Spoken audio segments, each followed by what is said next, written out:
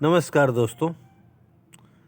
आज हम लोग लौट कर आऊँगा फिर शीर्षक कविता का अध्ययन करेंगे। लौट कर आऊँगा फिर, यह देश प्रेम की कविता है। तो सबसे पहले हम लोग लेखक के विषय में पढ़ेंगे, जो हमारी पाठ्य पुस्तक गोधूली भाग 2 में अंकित है। ठीक है, तो लेखक के विषय में पढ़ते समय श्रीमान कवि महोदय, कविता को लिखने वाले को हम कवि कहते हैं, तो लेखक कहना ठीक नहीं है। तो जीवनानंद दास ये नाम है हमारे कवि का, जिनकी कविता का अध्ययन हम लोग अभी करने वाले हैं। तो बांग्ला के सर्वाधिक सम्मानित एवं चर्चित कवियों में से एक जीवनानंद दास का जन्म 1899 ईस्वी में हुआ था। ये बांग्ला के कवि थे, बांग्ला साहित्य, और वहाँ पर इनका बहुत बड़ा मान सम्मान है। रविंद्रनाथ के बाद बांग्ला साहित्य में आधुनिक काव्यांदोलन को जिन लोगों ने योग्य नेतृत्व प्रदान किया था, उनमें सबसे अधिक प्रभावशाली एवं मौलिक कवि जीवनानंद दास ही हैं। इन कवियों के सामने सबसे बड़ी चुनौती के रूप में था रविंद्रनाथ का स्वच्छंदतावादी काव्य।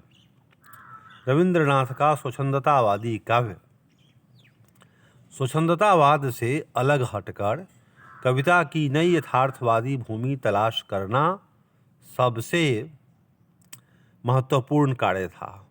स्वच्छंदतावाद का मतलब क्या? रोमांटिसिज्म का मतलब क्या? कि जो नहीं है वो भी संभव है। जैसे कि चांद चले आवे ज़मीन पर, तो यह क्या है? स्वच्छंदतावादी सोच है।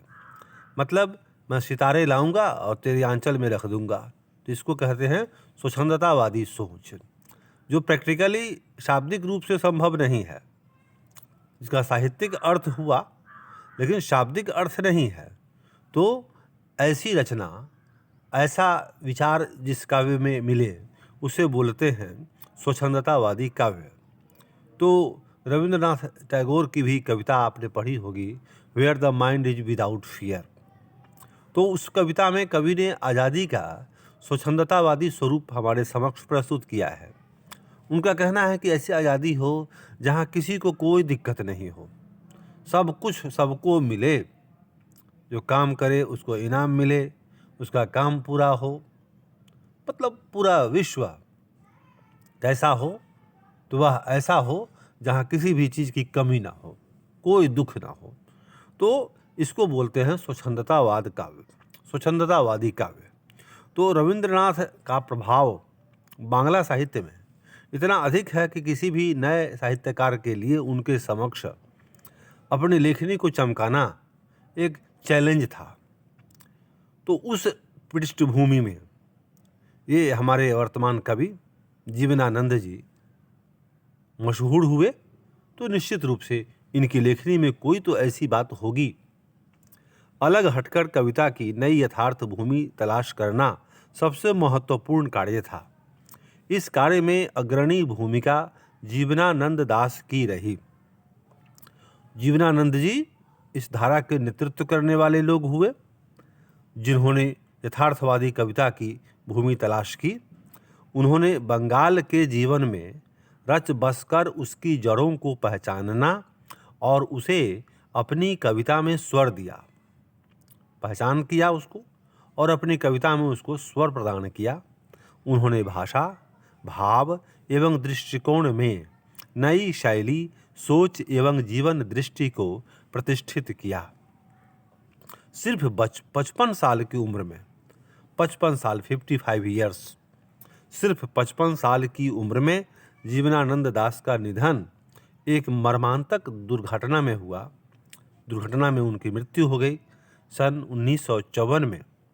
तब तक उनके सिर्फ 6 काव्य संकलन प्रकाशित हुए थे, जिनमें से झरा पालक, धूसर पांडुलिपि, वनलता सेन, महापृथ्वी, सातटी ताराड़ तिमिर और जीवनानंद दासेर श्रेष्ठ कविता। उनके अन्य काव्य संकलन रूपसी बांग्ला, बेला अबेला कालबेला, मन विहंगम और आलोक पृथ्वी निधन के बाद प्रकाशित हुए। उनके निधन के बाद लगभग 100 कहानियाँ और 13 उपन्यास भी प्रकाशित किए गए। वनलता सेन काव्य ग्रंथ की वनलता सेन शीर्षक कविता को प्रबुद्ध आलोचकों द्वारा रविंद्रोत्तर युग की श्रेष्ठतम प्रेम कविता की संज्ञा दी गई है। वनलता सेन शीर्षक कविता को प्रबुद्ध आलोचकों ने रविंद्र युग के बाद की सर्वश्रेष्ठ प्रेम कविता के रूप में स्वीकार किया है। ये ऊंचाई है जीवनानंद दास की। वस्तुतः यह कविता बहुआयामी भाव व्यंजना का उत्कृष्ट उदाहरण है। निखिल बंग रविंद्र साहित्य सम्मेलन के द्वारा वनलता सेन को 1952 ईस्वी में श्रेष्ठ काव्य ग्रंथ का पुरस्कार दिया गया था। यहाँ समकालीन हिंदी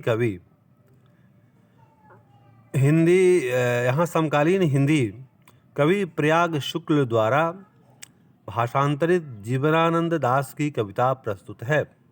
अभी जो कविता हम पढ़ने जा रहे हैं उस कविता को अनुवाद किया है कवि प्रयाग शुक्ल ने। एक्चुअली यह कविता मूल रूप से बांग्ला में है और इसको हिंदी रूपांतरण करने वाले हैं प्रयाग शुक्ल। यह कवि की अत्यंत लोकप्रिय और बहुप्रचारित कविता है। तो याद करने के लायक बात ये रही कि कविता बांग्ला में है, कवि का नाम जीवनानंद दास और इस कविता को हिंदी में अनुवाद करने वाले हैं कवि प्रयाग शुक्ल। हो सकता है परीक्षा में प्रश्न पूछे जो कवि का कि इस कविता का अनुवाद करने वाले का नाम बताइए, तो प्रयाग शुक्ल। कविता में कवि का अपनी मातृभूमि जिस भूमि पर हम जन्म लेते हैं वो हमारी मातृभूमि है। तो कवि का अपनी मातृभूमि तथा परिवेश से उत्कट प्रेम अभिव्यक्त होता है। बंगाल अपने नैसर्गिक सम्मोहन के साथ चुनिंदा चित्रों में सांकेतिक रूप से कविता में विन्यस्त है। यह नश्वर जीवन के बाद भी इसी बंगाल में एक बार फिर आने की लालसा मातृभूमि के प्रति कवि के प्रेम की एक मोहक भंगिमा के रूप में सामने आती है।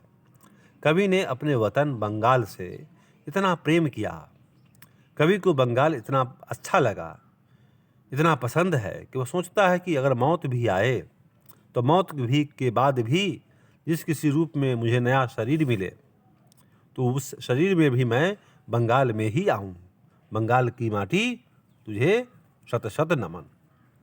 तो ये बंगाल की माटी को नमस्कार करती हुई ये कविता कवि का प्रेम, देश प्रेम की भावना, मातृभूमि के प्रति समर्पण, मातृभूमि के प्रति चाहत, ये सब कुछ हमें इस कविता में देखने को मिलने वाला है। ठीक है, तो बस खुदा भी जब कभी आसमां से देखता होगा, खुदा भी जब कभी आसमां से देखता होगा, मेरे महबूब को किसने बनाया सोचता होगा। ये महबूब, ये देश, ये मातृभूमि, कवि की इच्छा है कि वह मर भी जाए तो इसी ज़मीन पे जन्म ले, यहीं इसी देश में आवे, इसी मातृभूमि पर उसके चरण पड़ें। तो कवि की यह इच्छा है।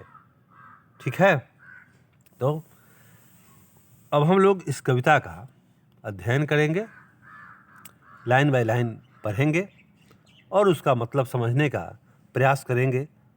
लौटकर आऊँगा फिर कविता का शीर्षक है। खेत हैं जहाँ धान के, बहती नदी के किनारे फिर आऊँगा लौटकर। जहाँ धान की खेती होती है, बहती नदी है, उसके किनारे कभी फिर आएगा लौटकर। एक दिन बंगाल में खेत हैं जहाँ धान के, बहती नदी के किनारे फिर आऊँगा लौटकर एक दिन बंगाल में। नहीं शायद होऊंगा मनुष्य तब, होऊंगा अबाबिल।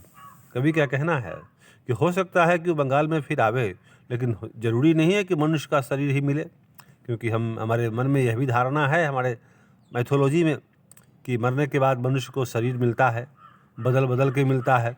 ज़रूरी नहीं है कि मनुष्य मरेगा तो फिर मनुष्य ही बनेगा, वह कुछ भी हो सकता है। तो कवि भी समझता है कि नहीं शायद होऊंगा मनुष्य तब, हो सकता है कि मुझे दोबारा बंगाल में आने का अवसर मिले तो मैं मनुष्य ना बनूं, होऊंगा अबाबिल। अबाबिल एक पक्षी है, पक्षी बन कर के आऊँ, या फिर कौवा, यह भी कौवा है, पक्षी है। उस भोर का फूटेगा नई धान की फसल पर जो कुहरे के पालने से कटहल की छाया तक भरता पेंग आऊँगा एक दिन। और कौवा या अबाबिल वो करता क्या है, तो कुहरे में भी, धान की फसल पर भी, कटहल की छाया में भी वह पेंग भरता रहता है, इधर उधर झूलता रहता है, घूमता रहता है, जैसे झूले पर झूलता हो। कवि क्या कहना है कि एक दिन आएगा ज़रूर वह फिर बंगाल में, मौत के बाद भी नया शरीर पाकर, भले ही वह पक्षी का शरीर ही चाहे क्यों ना हो। बनकर शायद हंस में किसी किशोरी का घुंघरू लाल पैरों में, बनकर शायद हंस में किसी किशोरी का। अब दूसरी कल्पना यह है कि हो सकता है कि दोबारा में कभी जन्म लेकर के बंगाल में आवे तो वह हंस बन जाए। हंस भी एक पक्षी है जो पानी में स्नान करता है, पानी में रहता है। तो बनकर शायद हंस में जब पानी में कोई किशोरी, कोई खूबसूरत नवयौवना स्नान करती रहेगी, तो उसके घुंघरू लाल पैरों में, उसके पैरों में जो घुंघरू होगी, तो उसके बगल में मैं तैरता रहूँगा, तैरता रहूँगा बस दिन दिन भर पानी में। गंध जहाँ होगी ही भरी भरी घास की, जहाँ घास की हरियाली होगी, उसकी एक मोहक सुगंध होगी, वहाँ पर मैं आऊँगा। आऊँगा मैं, नदियाँ मैदान बंगाल के बुलाएंगे, मैं आऊँगा। जिससे नदी धोती ही रहती है पानी से इसी हरे सजल किनारे पर। नदी का किनारा जहाँ घास है, जहाँ पानी हमेशा उसको धोता रहता है, तो ये साफ है, वह जगह बिल्कुल स्वच्छ है, हरियाली है, घास से भरा हुआ मैदान है। शायद तुम देखोगे शाम की हवा के साथ उड़ते एक उल्लू को। हो सकता है मैं उल्लू बन कर के आऊँ, उल्लू भी एक पक्षी है। शाम की हवा के साथ उड़ते हुए एक उल्लू को जब तुम देखोगे, हो सकता है कि मैं उसी में हूँ। शायद तुम सुनोगे कपास के पेड़ पर उसकी बोली। हो सकता है कि कपास के पेड़ पर बैठा रहे वह उल्लू और वहाँ से बोले। घासीली ज़मीन पर फेंकेगा मुट्ठी भर भर चावल शायद कोई बच्चा उबले हुए।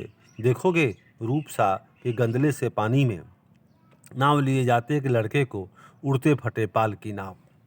कोई बच्चा जब मुट्ठी भर भर कर चावल घास पर फेंकता रहेगा खाते समय, तो हो सकता है कि उसी बच्चे के रूप में मैं हूँ। गंदला पानी में जब नाव लेकर के कोई लड़का जाता रहेगा फटे पाल के साथ, तो हो सकता है कि वह लड़का मैं ही हूँ। मतलब बंगाल में ये फटे पाल की नाव या गंदला पानी, ये सब वहाँ की वर्तमान स्थिति को दिखाता है। लौटते होंगे रंगीन बादलों के बीच, सारस अंधेरे में होऊंगा मैं उन्हीं के बीच में। देखना, जब आसमान में उड़ते हुए सारस रंगीन बादलों के बीच से आते रहेंगे, तो हो सकता है कि मैं उसी में से एक हूँ। चाहे जिस किसी भी रूप में मैं हूँ, मैं आऊँगा ज़रूर बंगाल में मरने के बाद भी। ऐ वतन तुझको मेरी कसम, मुझको तेरी कसम। ऐ वतन मुझको तेरी कसम, तेरी राहों में जहाँ तक लुटा जाएंगे। ठीक है, तो मेरे दोस्तों, ये कविता स्टैंडर्ड 10th हिंदी के लिए मैंने पढ़ाया। कैसा लगा प्लीज़ कमेंट करेंगे। अब कुछ प्रश्न हैं जिनकी चर्चा हम लोग करेंगे। बोध और अभ्यास। मैं हर वीडियो में बताता हूँ कि बोध करने के लिए, बोध मतलब ज्ञान प्राप्त करने के लिए अभ्यास करना ज़रूरी है। अभ्यास करेंगे तो आपको बोध होगा, अकल होगी, ज्ञान होगी, विषय वस्तु की समझ आएगी। Practice makes a man perfect. आप हमेशा अभ्यास करें, बार बार अभ्यास करें, इसी से आपको बात समझ में आएगी। कोई भी चीज़ एक दो बार पढ़ लें और बात समझ में आ जाए, ऐसा बहुत कम होता है। इसलिए आप बच्चे हैं अगर तो बार बार पढ़ें। बार बार पढ़ने से आप जितनी बार पढ़ेंगे उतनी ही आपकी जानकारी पुख्ता हो जाएगी। तो अब बोध के लिए ज़रूरी है अभ्यास।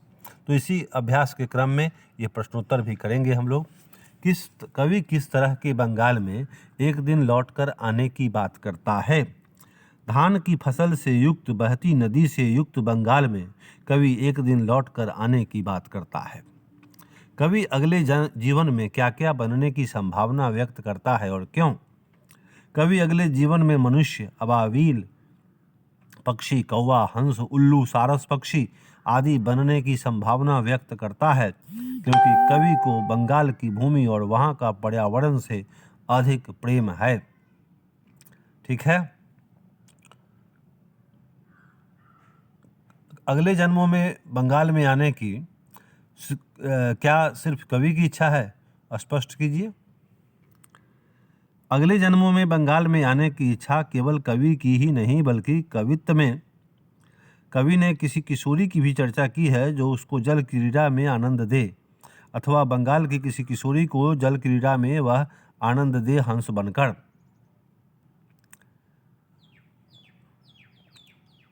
कवि किनके बीच अंधेरे में होने की बात करता है? आशय स्पष्ट करें। कवि सारसों के बीच अंधेरे में होने की बात करता है। सारस पक्षी, क्रौंच पक्षी बहुत सुंदर होता है, जो प्रायः शाम के वक्त सूर्यास्त के बाद अपने निवास स्थान की ओर लौटते हुए झुंड में दिखाई पड़ते हैं। कवि संभावना व्यक्त करता है कि मैं उन्हीं सारसों के बीच भी हो सकता हूँ। कविता की चित्रात्मकता पर प्रकाश डालिए। एक चित्र जैसा कविता में हमें महसूस होता है। संपूर्ण कविता चित्रात्मक ही है। धान का खेत, बहती नदी, भाड़ की माने अबाबिल पक्षी, पक्षी का समूह में फुदकना, कौवा का धान खेत से कटहल पेड़ तक तथा पेंग भरना, किशोरी के साथ हंस का जल क्रीड़ा, शाम के समय कपास के पेड़ पर उल्लू का बोलना, घासीली जमीन पर भात फेंकता बच्चा, नदी में पाल उड़ाते नावों को लड़कों द्वारा चलाना, सायंकालीन रंगीन बादलों के बीच सारस का उड़ना इत्यादि दृश्य का बड़ा ही सुंदर चित्रात्मक वर्णन है इस कविता में। कविता में आए बिंबों का सौंदर्य स्पष्ट कीजिए। कविता में अनेक बिंबों को चित्रित कर कविता के सौंदर्य में चार चांद लगा दिया गया है, जैसे धान का खेत, बहती नदी, भाड़ की पक्षी का फुदकना, सुबह के समय में कौवा का धान के खेत में कटहल के पेड़ तक पेंग भरना, किशोरी के साथ हंस का जल क्रीड़ा, कपास के पेड़ पर सायंकाल में उल्लू का बोलना, नदी में पालयुक्त नाव का चलना, सायंकाल में सारस पक्षी का समूह में उड़ना इत्यादि। कविता के शीर्षक की सार्थकता स्पष्ट कीजिए। कविता का शीर्षक है लौट कर आऊँगा फिर, जो सार्थक है क्योंकि संपूर्ण कविता में बंगाल भूमि और पर्यावरण के प्रति अटूट श्रद्धा और लगाव कवि का दिखाई पड़ता है। भला इतनी मनोरम भूमि को छोड़कर अन्यत्र जन्म लेने का कोई प्रश्न ही नहीं उठता। संपूर्ण कविता में विश्वास के साथ संभावना व्यक्त है कि लौट कर आऊँगा फिर, जो यथार्थ है। अगले जन्म में कवि क्या बनना चाहता है? कवि अगले जन्म में अपने मनुष्य होने में क्यों संदेह करता है? क्या कारण हो सकता है? ये आपको हो गया व्यक्तिगत प्रश्न। इसका आंसर हर आदमी का थोड़ा इधर उधर हो सकता है, क्योंकि इसमें अपने मन से आपको आंसर देना है। कवि अगले जन्म में अपने मनुष्य होने में क्यों संदेह करता है? क्या कारण हो सकता है? कवि अगले जन्म में अपने मनुष्य होने में संदेह करता है क्योंकि मनुष्य पुनर्जन्म में मनुष्य ही हो यह कोई जरूरी नहीं है। दूसरी बात यह भी है कि कवि को पर्यावरण से अत्यंत लगाव है। पक्षी भी पर्यावरण से सीधे जुड़े रहते हैं, अर्थात पक्षी का लगाव पर्यावरण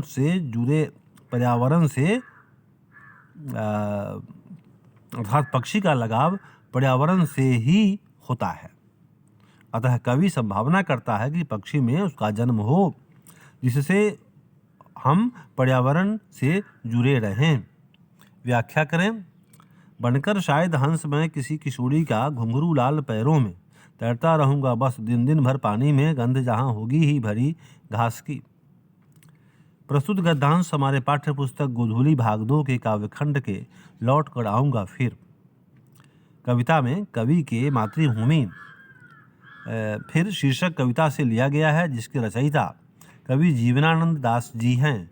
संपूर्ण कविता में कवि के मातृभूमि और पर्यावरण प्रेम का मनोहर्षक चित्र प्रस्तुत किया गया है। कवि की इच्छा है कि मरने के बाद उसका पुनर्जन्म बंगाल की भूमि पर ही हो। मनुष्य अगर नहीं हो पाएगा तो कवि संभावना व्यक्त करता है कि बनकर शायद हंस घास की, अर्थात मेरा जन्म यदि हंस में होगा तो अपने लाल पैरों में घुंघरू बांधकर संपूर्ण दिन पानी में तैरकर किसी किशोरी को जल क्रीड़ा का आनंद देता रहूँगा, उस जल में जिस जल में बंगाल की घास का गंध होगा। खेत है जहाँ धान के बहती नदी के किनारे फिर आऊँगा लौटकर एक दिन बंगाल में। प्रस्तुत गद्यांश हमारे पाठ्यपुस्तक गोधूली भाग 2 के काव्यखंड के लौट कर आऊँगा फिर शीर्षक कविता से लिया गया है। प्रस्तुत पद्यांश, ठीक है, जिसके कवि हैं जीवनानंद दास। कवि के इस कविता में कवि के मातृभूमि प्रेम और वहाँ के पर्यावरण से अत्यंत लगाव का परिचय मिलता है। इसीलिए कवि पुनर्जन्म भी बंगाल की भूमि पर ही रहने की चाहत में कहता है। खेत है जहाँ धान बंगाल में, अर्थात जहाँ धान के खेत हैं तथा जहाँ नदियाँ बहती रहती हैं, उसी बंगाल की भूमि पर वह लौट कर आएगा फिर। यहाँ स्पष्ट रूप से कवि का बंगाल प्रेम दृष्टिगोचर होता है। भाषा की बात में देखते हैं। निम्नांकित शब्दों के लिंग परिवर्तन करें। लिंग परिवर्तन में आवश्यकता पड़ने पर समानार्थी शब्दों के भी प्रयोग करें, ठीक है। लिंग परिवर्तन करें, लिंग परिवर्तन करना है, बदलना है। नदी, नदी का हो गया सड़ी, सड़ी पुल्लिंग है। भोर सवेरा, कौवा कवि, नई नवीन, हंस हंसी, किशोर किशोरी, हवा वायु, बच्चा बच्ची, बादल मेघ, सारस क्रौची। सारस जो पुल्लिंग है उसका स्त्रीलिंग हुआ क्रौची, ठीक है। बादल लिंग परिवर्तित होकर के हो गया मेघ। कविता से विशेषण चुनें और उनके लिए स्वतंत्र विशेष पद दें। बहती हवा, लाल फूल, सजल नदी, घासीली भूमि, गंदले जल, फटे कपड़े, रंगीन फिल्म।